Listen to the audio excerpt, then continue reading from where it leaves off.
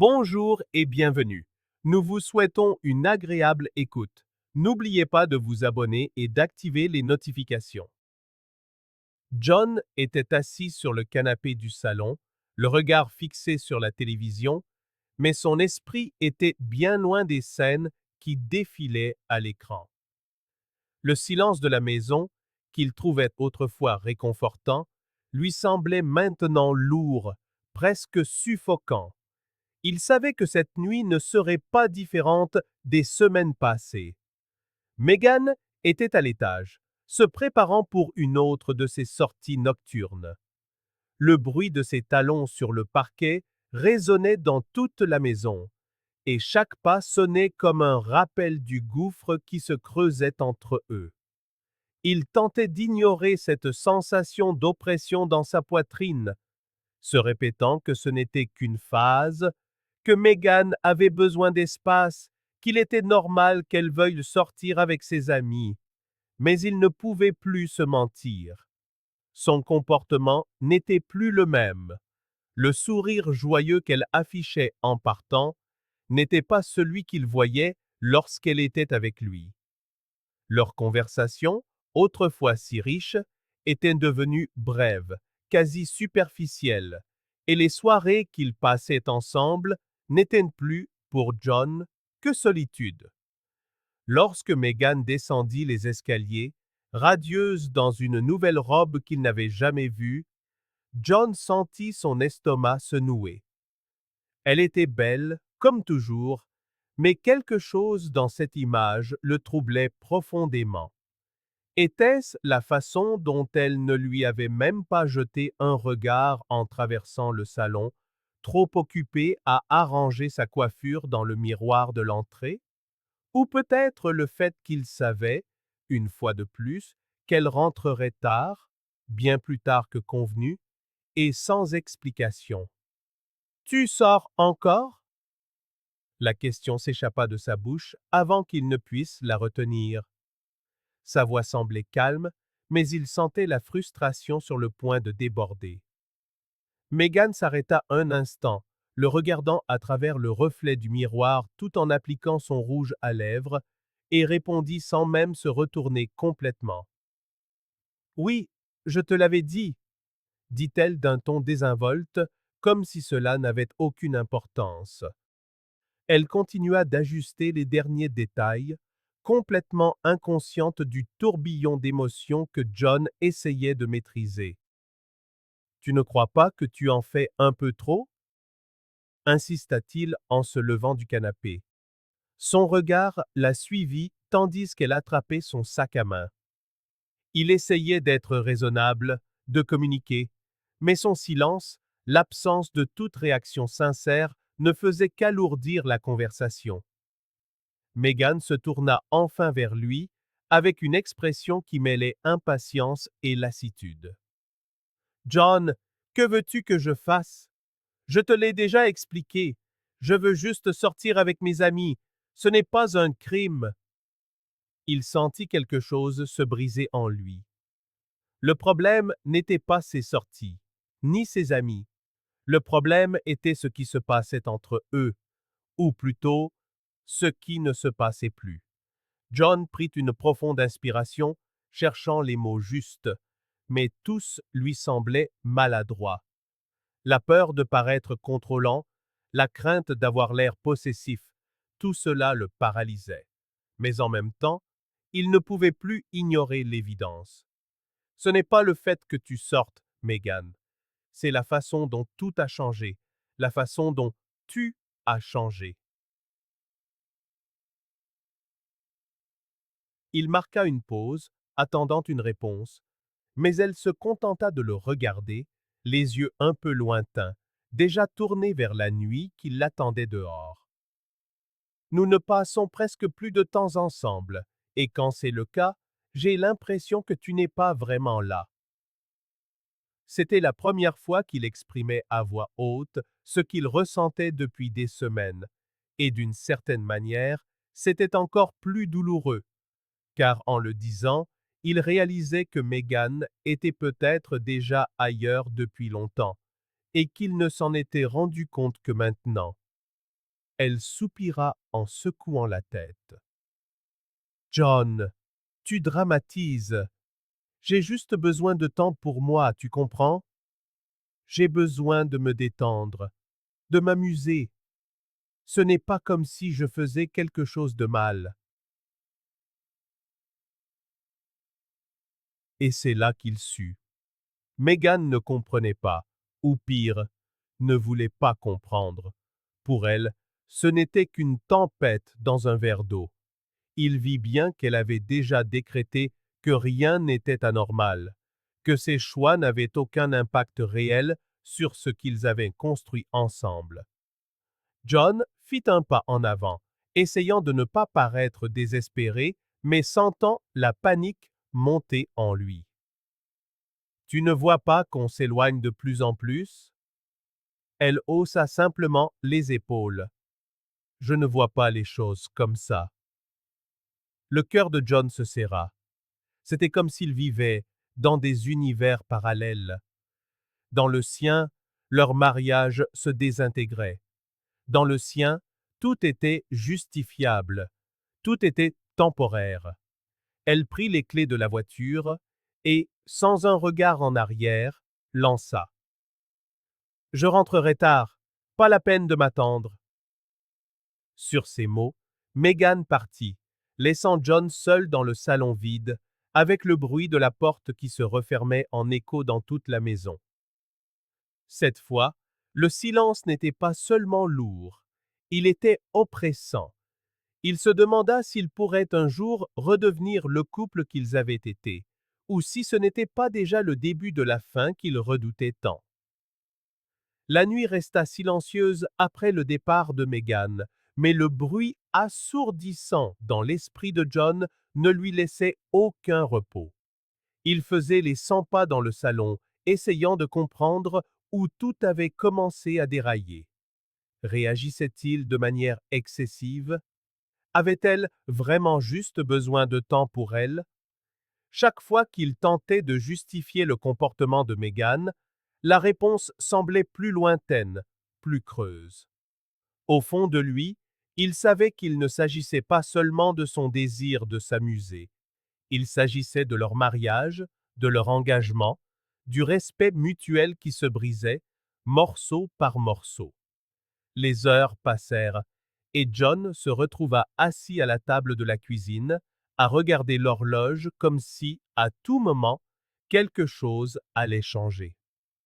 Mais la nuit avançait inexorablement, et Meghan n'était toujours pas rentrée. Il sentait le poids de tout ce qui n'avait pas été dit ce soir-là. Il ne s'agissait pas seulement du fait qu'elle sorte avec des amis. C'était la façon dont elle s'éloignait de lui à chacune de ses soirées. John voulait comprendre, voulait parler, mais chaque fois qu'il essayait, Meghan lui donnait l'impression que ses préoccupations étaient insignifiantes, le fruit d'une jalousie irrationnelle. Cela le blessait profondément, car au fond, il savait que son intention n'avait jamais été de la contrôler, mais seulement de protéger ce qu'ils avaient. Quand il entendit enfin la clé dans la serrure, il se leva machinalement. La fatigue avait déjà envahi son corps, mais son esprit était en alerte. Meghan entra lentement, retirant ses talons comme pour éviter tout bruit. En le voyant là, éveillé, elle fronça les sourcils, surprise. « Tu es encore debout ?» Sa voix était basse, presque sans culpabilité, comme si elle s'attendait à ce qu'il dorme. John prit une profonde inspiration, tentant de calmer le tumulte en lui. « Il faut qu'on parle, Meghan. » Elle soupira lourdement, jetant son sac sur le canapé et croisant les bras. « Encore avec ça, John? Sérieusement, de quoi veux-tu qu'on parle d'autre? Je te l'ai déjà expliqué. Je ne fais rien de mal. » Mais c'était précisément cela qui l'irritait le plus, son indifférence, la façon dont elle minimisait toujours ses inquiétudes, comme si ce qu'il ressentait était sans importance. John ferma les yeux un instant, essayant de mettre de l'ordre dans ses pensées. Il savait que s'il laissait la frustration prendre le dessus, les mots sortiraient mal. Il ne s'agit pas seulement du fait que tu sortes, Megan, commença-t-il en s'efforçant de garder une voix calme.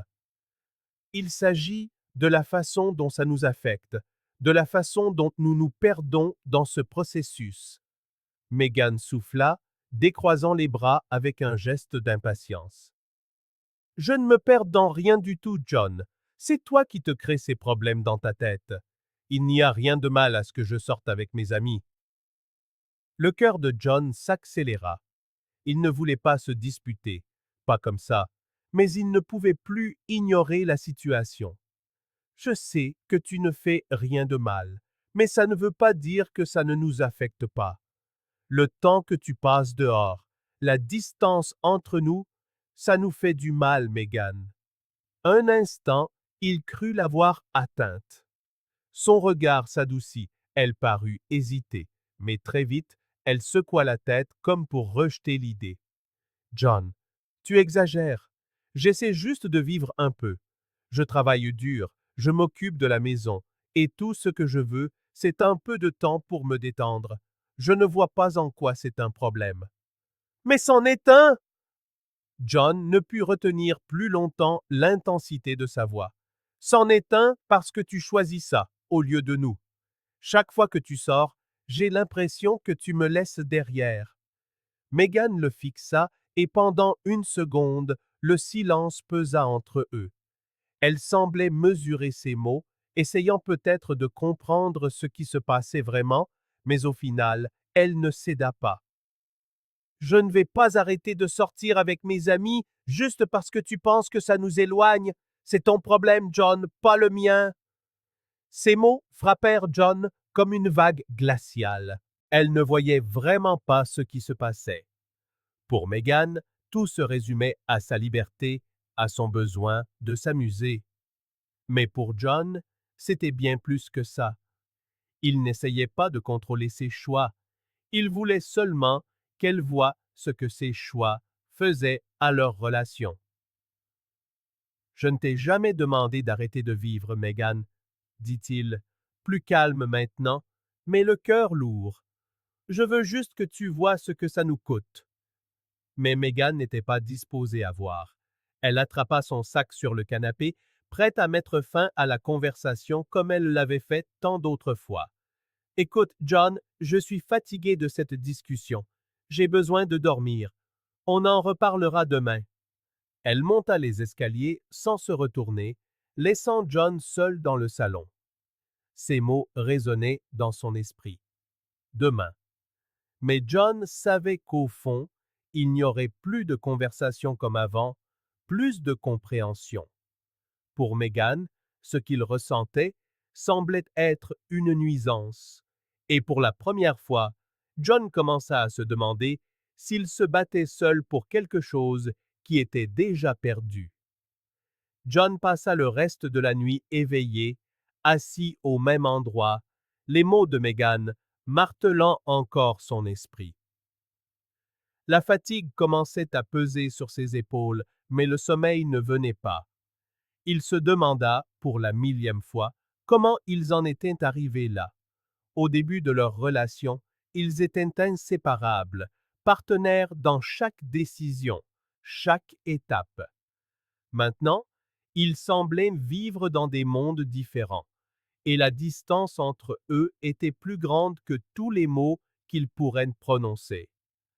Quand le premier rayon de soleil traversa la fenêtre du salon, John avait déjà pris sa décision. Il savait qu'il ne pouvait pas continuer ainsi. Il ne pouvait plus se battre seul pour quelque chose que Megan n'était manifestement pas prête à sauver. Il devait faire quelque chose pour lui-même avant d'être complètement consumé par ce sentiment de vide qui grandissait chaque nuit. La poitrine serrée mais déterminée, il se mit à agir. Il monta dans la chambre, ouvrit l'armoire et commença à prendre ses vêtements. Tout ce qu'il savait, c'était qu'il ne pouvait pas rester là, dans cet environnement qui ne faisait que l'étouffer. Chaque objet de la maison était un rappel douloureux de ce qu'ils avaient perdu. Tandis qu'il pliait ses chemises, le doux chant des oiseaux dehors contrastait avec la douleur silencieuse qu'il ressentait à l'intérieur. C'était comme si le monde était en paix, alors que le chaos s'emparait de sa vie. John fit de son mieux pour ne pas faire de bruit, évitant de réveiller Meghan, qui dormait toujours dans la pièce voisine.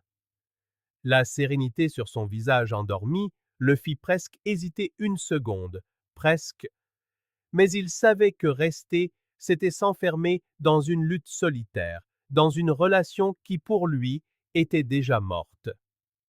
Il s'arrêta un instant devant le miroir, observant son propre reflet, les yeux fatigués, le visage marqué par le manque de sommeil et les émotions refoulées. C'était presque comme s'il se disait adieu à lui-même, à la version de lui qui croyait encore qu'il y avait un espoir pour eux deux. John ne reconnaissait plus l'homme qui le regardait. Soudain, le son d'une notification sur son téléphone portable rompit le silence. Il prit l'appareil sur la commode, s'attendant à quelque chose d'anodin, mais le message qu'il vit fit battre son cœur plus vite. C'était une réponse de la mère de Meghan. Il avait décidé de lui écrire pendant la nuit pour lui expliquer sa décision de partir. Elle méritait de savoir. Après tout, elle l'avait toujours traité avec affection, comme un membre de la famille. Dans le message, elle disait comprendre sa douleur et que, bien qu'attristée par la situation, elle respectait son choix. Elle mentionna également quelque chose que John ne s'attendait pas à lire. Je savais que ça allait arriver. Ces mots résonnèrent dans son esprit. Il resta un moment immobile, le regard fixé sur le téléphone. La mère de Meghan avait-elle aussi remarqué la distance? Est-ce que tout leur entourage voyait ce qui se passait pendant que lui et Meghan faisaient semblant que tout allait bien? Le poids de ces mots le frappa comme une vérité douloureuse, mais en même temps, cela lui confirma que sa décision était la bonne.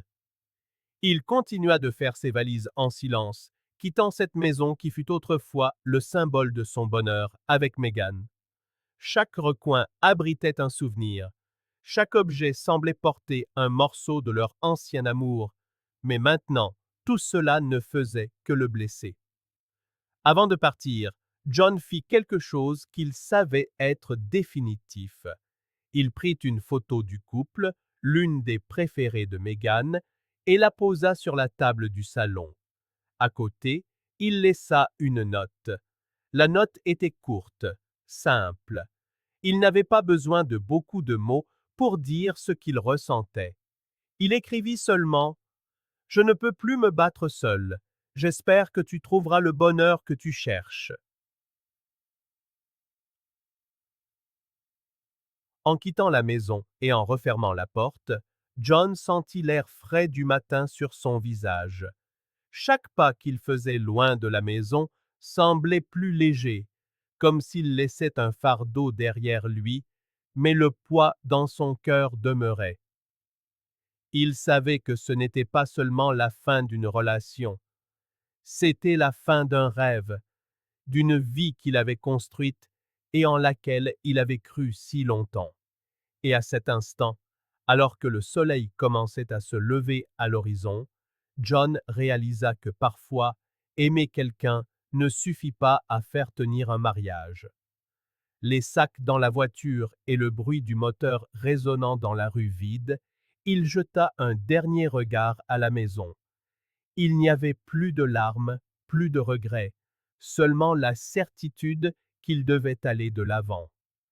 Meghan se réveillerait bientôt, et quand elle trouverait la maison vide, elle saurait.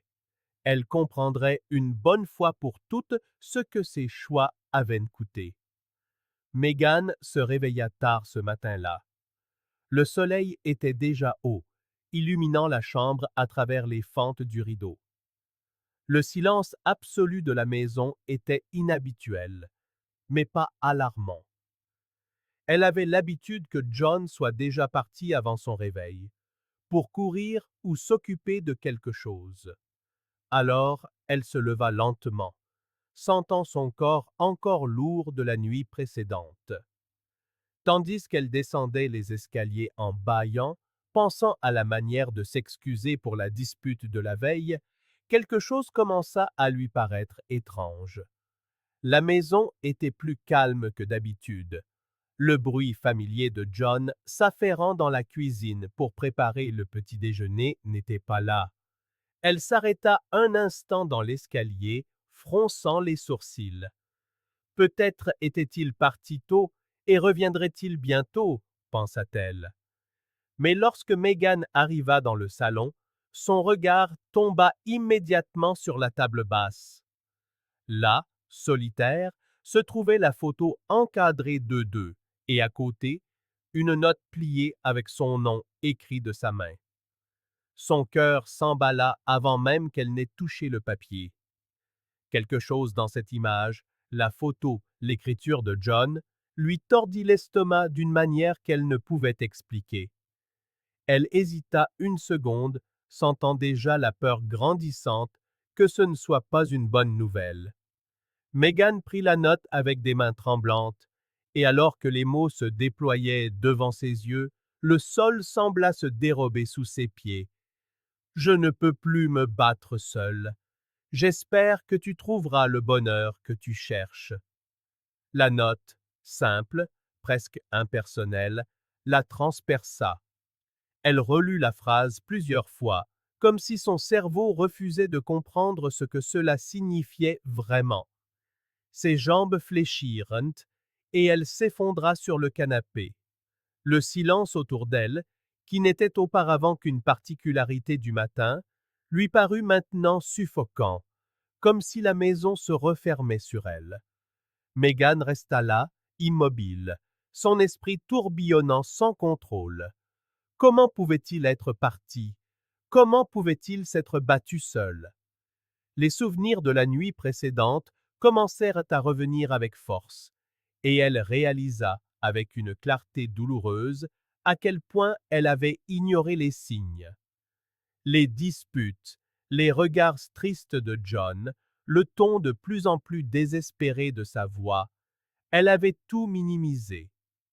Pour elle, ce n'étaient que des querelles ordinaires, des choses qui se résolvent avec le temps. Jamais, pas une seconde, elle n'avait imaginé que John en arriverait au point de partir. Peu à peu, la panique commença à s'installer. Megan laissa tomber la note et parcourut la maison en courant, comme pour trouver un signe que tout cela n'était pas réel.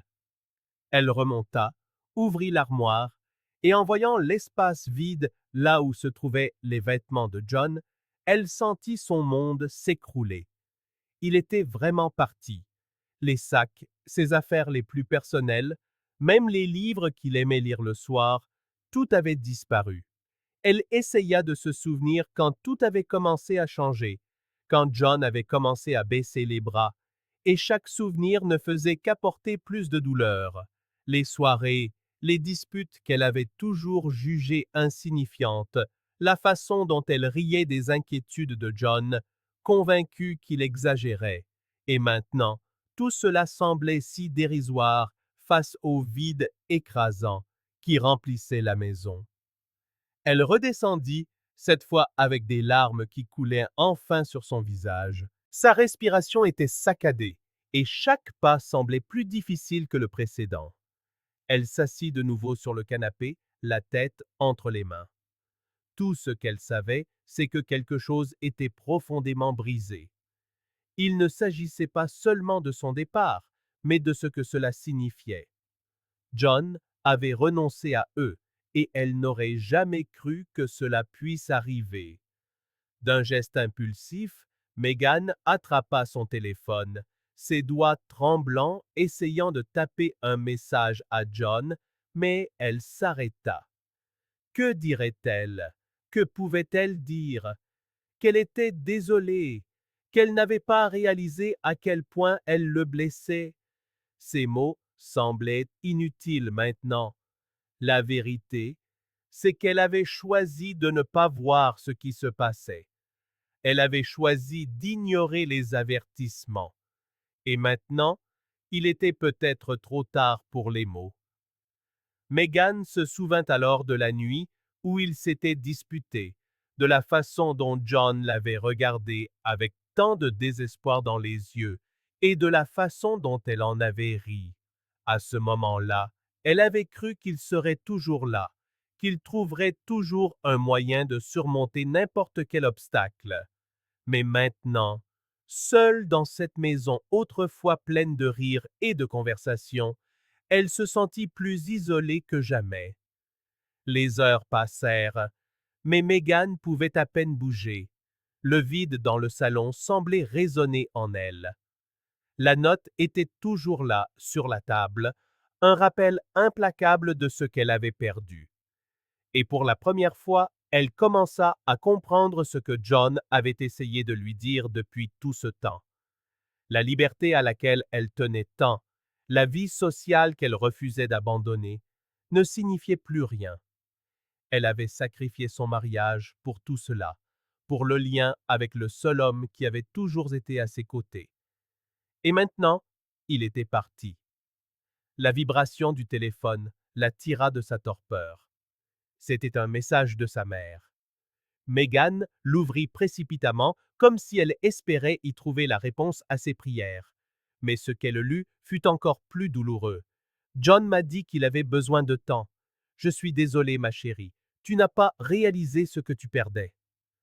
Ces mots, durs et directs, la blessèrent encore plus profondément. Même sa propre mère le savait. Tout son entourage avait vu ce qu'elle refusait de voir. Meghan sentit le poids du regret l'envahir, l'écraser, tandis que ses larmes redoublaient d'intensité. Les mois s'étaient écoulés depuis ce matin-là, et la vie de Meghan n'était plus que l'ombre d'elle-même. Les semaines qui suivirent le départ de John furent un mélange de regrets, de vide, mais aussi d'une introspection douloureuse. Au début, elle essaya de maintenir sa routine, comme si elle pouvait reprendre le cours de la vie qu'elle s'était construite, mais la vérité était que tout, autour d'elle, semblait avoir perdu son sens. Chaque détail de la maison, chaque geste du quotidien était un rappel constant de son absence.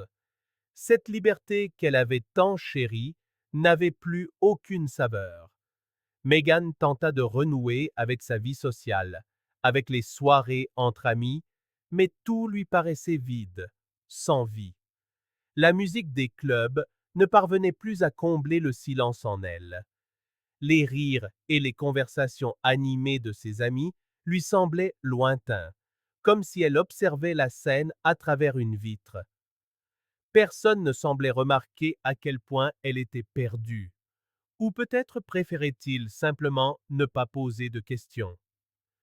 Peu à peu, ses amis commencèrent eux aussi à s'éloigner. Ce qui semblait autrefois un cercle inséparable, une communauté de plaisir et de liberté, n'était plus qu'un groupe de personnes prenant des chemins différents. Elle passait ses journées à travailler, essayant de se concentrer, mais son esprit revenait sans cesse à John. Elle se mit à imaginer où il pouvait être, ce qu'il faisait, s'il pensait encore à elle. Elle espérait qu'il enverrait un message, un mot, le moindre signe qu'il y avait encore une chance. Mais ce message n'arriva jamais. Tandis que Meghan s'enfonçait dans sa solitude, de l'autre côté, la vie de John prenait un tout autre chemin. Il avait déménagé au Canada, comme il l'avait prévu. La nouvelle ville lui offrait ce dont il avait tant besoin, une nouvelle perspective, une nouvelle chance de tout recommencer. Au début, il ressentait l'absence de Meghan comme un fantôme qui le suivait partout. Chaque nouveau matin, chaque pas qu'il faisait pour construire sa vie là-bas, ravivait le souvenir de ce qu'ils avaient partagé. Mais contrairement à Meghan, il était déterminé à aller de l'avant. John trouva un nouvel emploi, se fit de nouveaux amis et, en peu de temps, rencontra quelqu'un qui changea sa vie. Jessica était différente de Meghan. Il y avait en elle une tranquillité, une compréhension silencieuse. Pas de drame, pas de dispute épuisante. Avec elle, John ressentait la paix, une chose dont il n'avait pas réalisé à quel point elle lui manquait jusqu'à ce moment. Ils commencèrent à passer plus de temps ensemble et leur relation s'épanouit naturellement. Pour la première fois depuis longtemps, John se sentit complet, d'une manière qu'il pensait avoir perdue à jamais. Pendant que la vie de John avançait, Megan restait en arrière, prisonnière de ses choix. Les semaines se transformèrent en mois, et la maison, autrefois pleine de souvenirs et d'amour, n'était plus qu'un espace vide et froid. Elle tenta de renouer avec sa famille, de reconstruire les liens qu'elle avait négligés, mais les relations étaient distantes, presque froides. Elle ne pouvait s'en prendre qu'à elle-même. Megan savait que dans sa quête de liberté et d'amusement, elle s'était éloignée de tout et de tous ceux qui comptaient vraiment. Un jour, en rangeant la chambre qu'elle partageait avec John, elle trouva un vieux carnet où elle notait ses pensées au début de leur mariage. Megan commença à feuilleter les pages jaunies et y retrouva les mots d'une version plus jeune et plus pleine d'espoir d'elle-même. Elle y écrivait combien elle aimait John, comment il la faisait se sentir en sécurité et heureuse. Il y avait des projets d'avenir, des rêves partagés. Tout cela semblait maintenant si lointain, comme si cela appartenait à quelqu'un d'autre. Le regret la submergea comme une avalanche.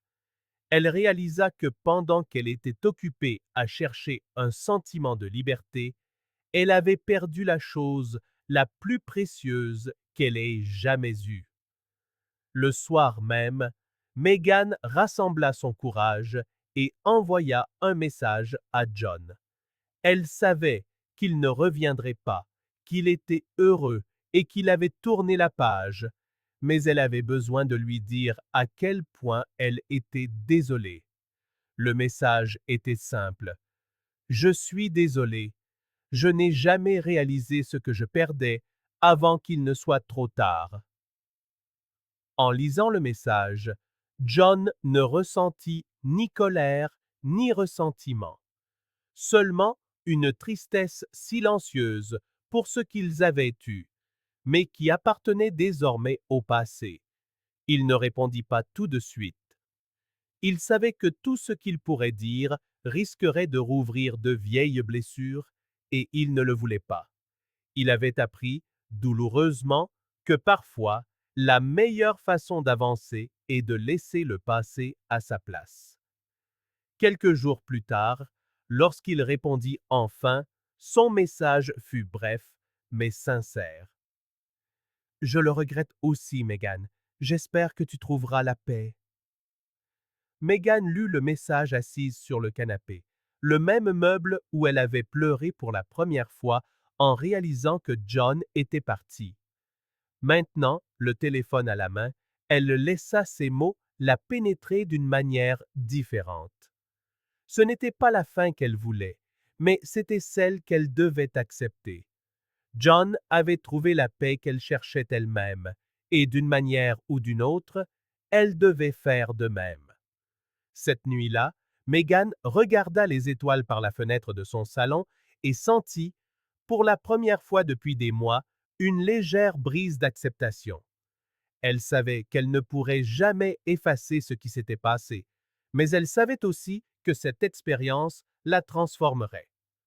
Peut-être que, quelque part dans le futur, elle pourrait elle aussi trouver ce que John avait trouvé. Une nouvelle chance, un nouveau départ. Mais pour l'instant, il ne restait que la leçon amère mais nécessaire que la vie lui avait enseignée. L'amour n'est pas un acquis. Il doit être cultivé, soigné et, par-dessus tout, respecté. Megan l'avait appris à ses dépens, mais elle savait que dorénavant, elle ne laisserait plus jamais les mauvais choix l'éloigner de ce qui comptait vraiment. Merci d'avoir regardé la vidéo. Si elle vous a plu, N'oubliez pas de vous abonner à la chaîne et d'activer les notifications pour ne manquer aucune nouveauté. À la prochaine!